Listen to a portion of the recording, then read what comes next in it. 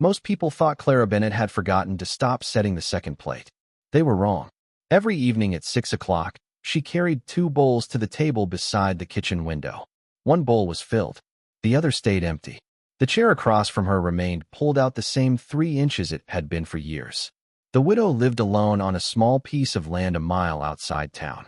A few chickens, a milk cow, a garden that gave what it could. Nothing unusual, nothing that invited questions. Even so, people noticed things. They noticed the extra plate. They noticed the second cup. They noticed the lamp burning later than necessary. What they did not notice was that Clara never looked at the empty chair while she ate. Not once. October arrived early that year. The evenings cooled fast, and the wind began carrying the smell of winter across the prairie. One Thursday, Clara finished feeding the chickens and carried a basket of fresh bread into the house. She paused at the doorway. Mud marked the front steps. Not her boots. Someone else's. She looked toward the road. A rider was disappearing beyond the cottonwoods. She stood there a moment. Then she picked up the small sack resting beside the door. Inside were 2 pounds of flour and a jar of preserves. No note. No name. She set the sack on the counter and went about her evening. The next week, it happened again. This time it was firewood. Split clean. Stacked neatly beside the porch before sunrise. Clara ran her hand across the fresh-cut wood. The pieces were uniform. Whoever had done it knew what he was doing. She said nothing to anyone. On Saturday, she rode into town for supplies. Near the feed store, she saw him. A tall cowboy standing beside a wagon wheel, tightening a loose iron brace. He worked without hurry, finished the repair, nodded once to the grateful owner, then stepped away before anyone could make much of it. Clara watched him only briefly, long enough to notice the worn coat, long enough to notice he listened more than he spoke, long enough to notice the flour merchant handing him payment. That evening, she placed 2 bowls on the table again. Outside, the first cold wind of the season rattled the windows. Inside, the second chair remained empty. But for the first time in years, Clara found herself wondering whether someone might eventually sit there. By Monday morning, Clara knew the cowboy's name. Ethan Walker had been taking day work wherever a ranch needed extra hands, sleeping in bunkhouses when there was room and in haylofts when there was not. Men in town called him steady. Women called him hard to know. Children mostly remembered that he fixed things without being asked. Clara learned all of this in pieces, the way a person learns weather by watching the sky. She did not ask questions. She bought salt, coffee, lamp oil, and a small sack of cornmeal, then went home before the wind turned colder. That evening, she found her north fence leaning where the last storm had worked the posts loose. One more hard blow, and the cow would be out by morning. Clara changed her shoes, brought the hammer from the shed, and stood in the fading light with her coat buttoned wrong and her hands already stiff from cold. She had driven 3 nails when hoofbeats slowed on the road. Ethan stopped at the gate. He did not offer pity. He did not take the hammer from her hand. He only looked at the fence, then at the darkening sky, and stepped down from the saddle. There was still a little wire in the shed. She showed him where it was. They worked side by side until the line held straight enough for the night. He set the last post with 2 clean blows and gathered the broken pieces into a pile for morning kindling. Clara went inside and came back with a cup of coffee wrapped in both hands. He took it with a nod. The kitchen window glowed behind her. On the table, the second place was already set. He saw it. He looked away before she had to explain. That was what made her speak.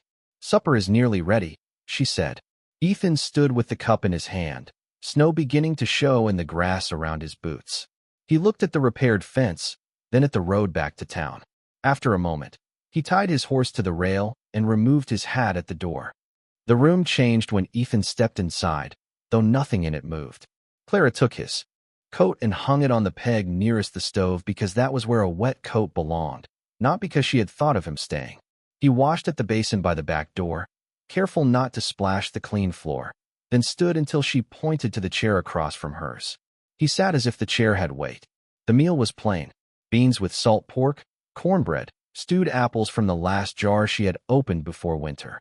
Ethan ate slowly, not like a man trying to fill himself before the food was gone, but like a man who remembered being invited and meant to honor it. Clara noticed that. She noticed he kept his elbows close. She noticed he did not ask about the empty plate, though his eyes passed over it once when she lifted it from the shelf and set it between them for the biscuits. Outside, snow began tapping against the glass. Inside, the lamp made a small circle of gold on the table.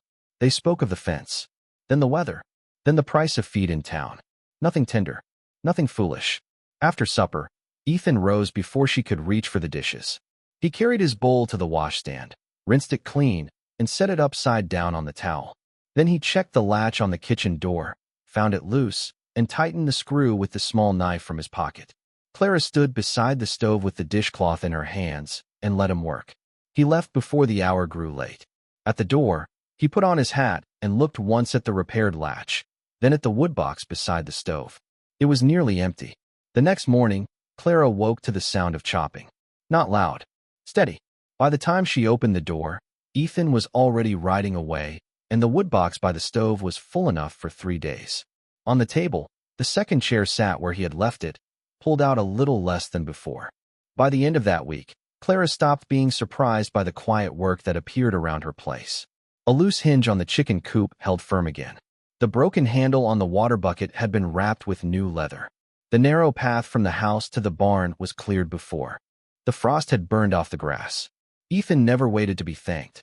He came before town was awake or after the day's work had already used most of the light, leaving behind straight posts, stacked wood, mended wire, and boot prints that faced back toward the road.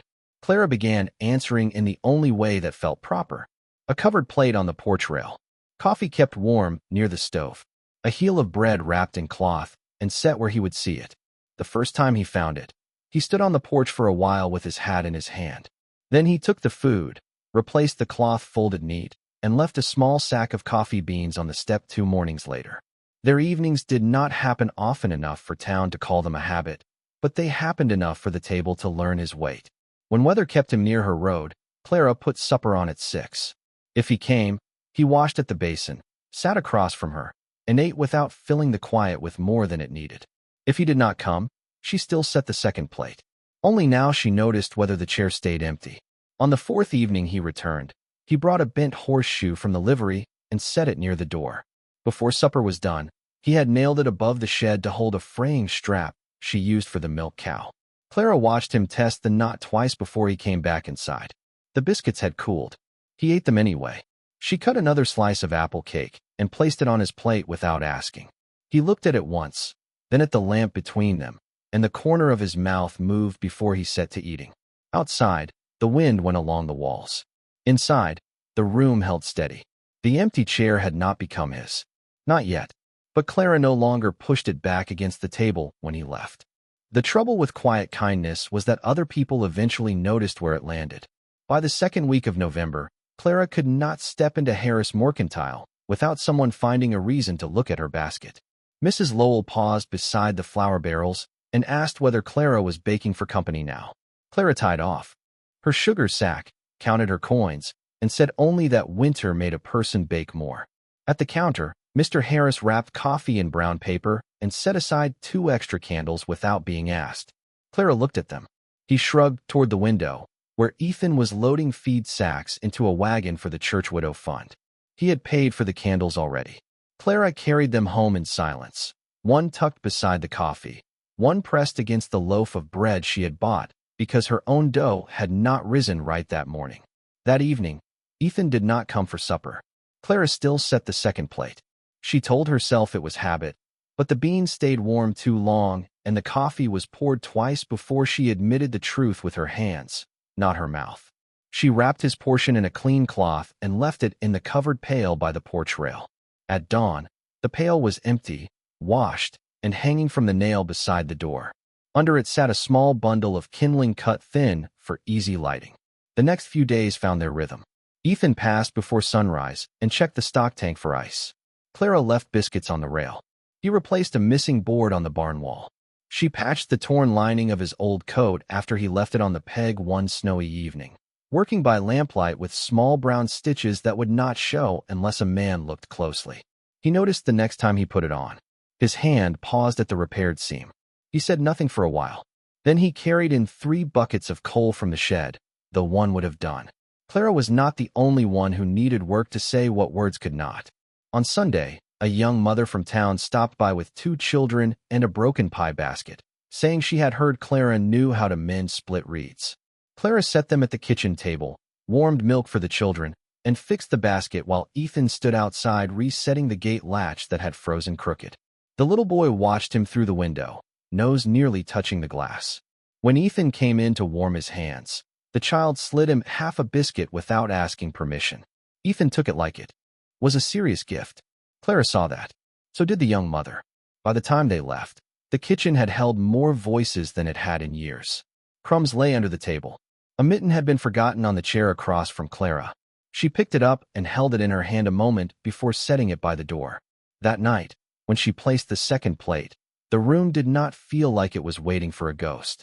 It felt like it was waiting for someone who might truly return. The storm came in slow enough for everyone to prepare and hard enough to show who had prepared well. By noon, the road to town was a gray line under blowing snow, and Clara had 3 lamps filled, bread cooling on the table, and every blanket in the house shaken out and folded near the stove. Ethan had come before breakfast to brace the barn door, then left for the Aldrin place to help move cattle closer to shelter. He did not say he would return. Clara did not ask him to. That was not how trust had grown between them.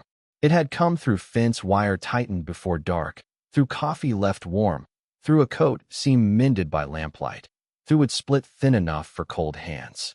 Near 4 o'clock, the young mother from Sunday came up the road with both children tucked under one shawl and a mule moving tired beneath them. The woman's husband had been caught at the mill, and a shutter had torn loose at their place with the weather worsening. Clara opened the door before they reached the porch. She took the baby first, then the little boy, then guided their mother to the chair nearest the stove. No one made a speech of it. Wet mittens went on the hearth. Small boots lined up under the bench.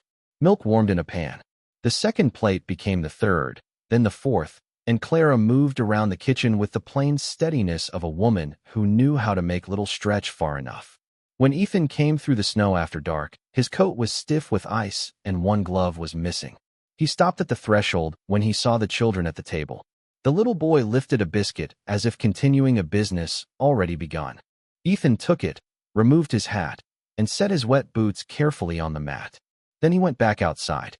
Clara watched through the glass as he led the mule to the barn, checked the latch twice, and carried in one more armload of wood before coming to the stove. He did not take the chair across from Clara until the children had eaten. He stood near the wall with his hands around a coffee cup, listening while the boy told him where the shutter had failed and how loud the wind had sounded when it broke loose. Later, when the children were wrapped in blankets on the floor and their mother was resting in the rocker, Clara found Ethan at the sink washing the supper bowls. The lamp threw his shadow long across the table. The chair across from hers sat empty, waiting. He dried the last bowl, set it on the shelf, and looked at the extra places Clara had made without hesitation. Something in his face changed only slightly. Enough for her to see. Enough for him to look away. By morning, the house was still standing. The children were warm, and the table had carried more than supper. By late morning, the storm had thinned to a hard white stillness. Clara opened the door and found the yard buried nearly to the porch step, the barn roof holding, the fence line half gone beneath drifts.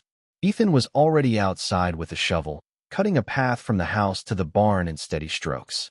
The little boy watched from the window with both hands on the sill.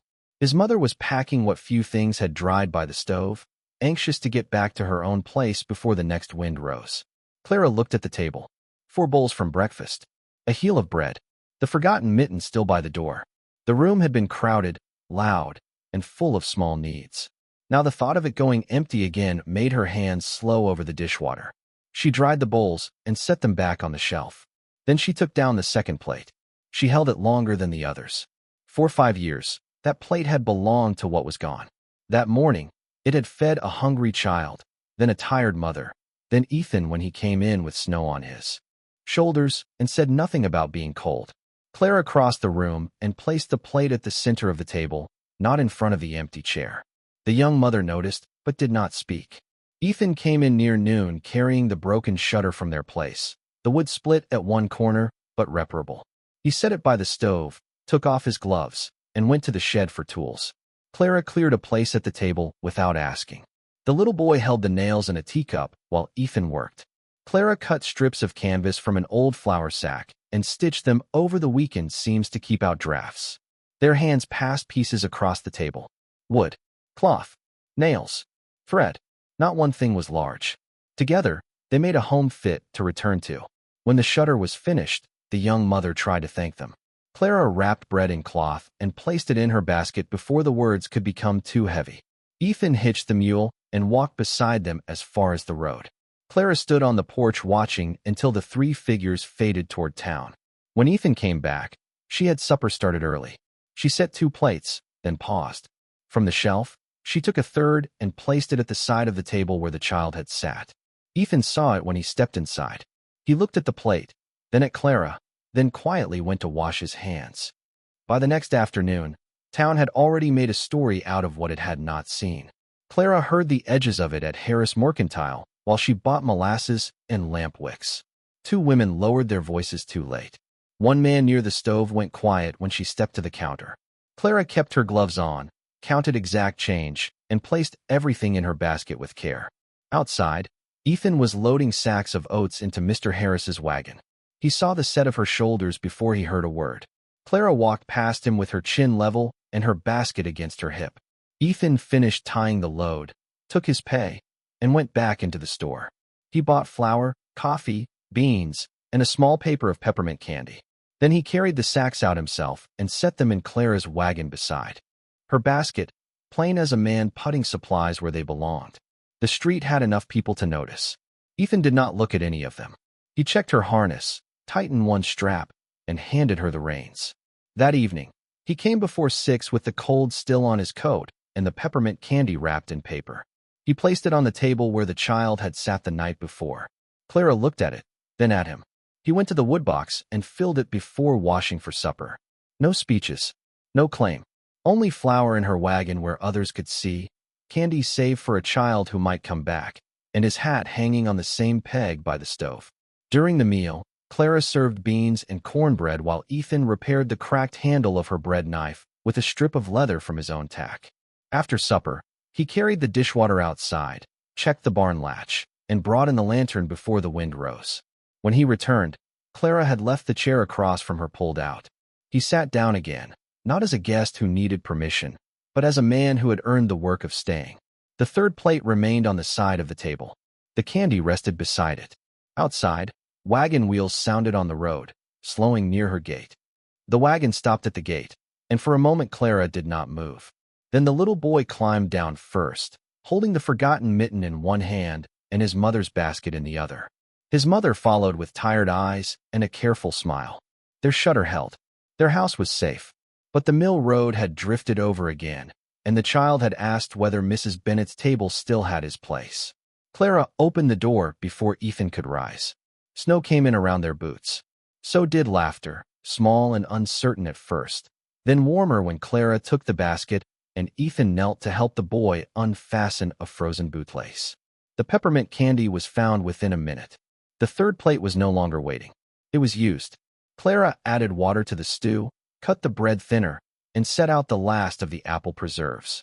Ethan brought in another chair from the bedroom, tightened one loose rung with his pocket knife, and placed it at the table without asking where it belonged. They ate while the wind moved along the walls and the lamp burned steady between them. Nobody spoke of what people in town had said. Nobody needed to. After supper, the child fell asleep against his mother's side, sticky with candy and warm under Clara's quilt. Ethan washed the bowls. Clara dried them. Their hands passed the same plate between them, clean and ordinary and no longer tied only to sorrow. When the house grew quiet, Ethan reached for his hat. Clara looked at the door, then at the full wood box, the extra chair, the small boots by the stove, and the table still holding crumbs from 4 people. She took his hat from the peg and hung it back where it had been. Ethan stood still. Then he removed his coat and set more wood on the fire. Clara turned down the lamp. For the first time in 5 winters, every chair at her table belonged to someone living.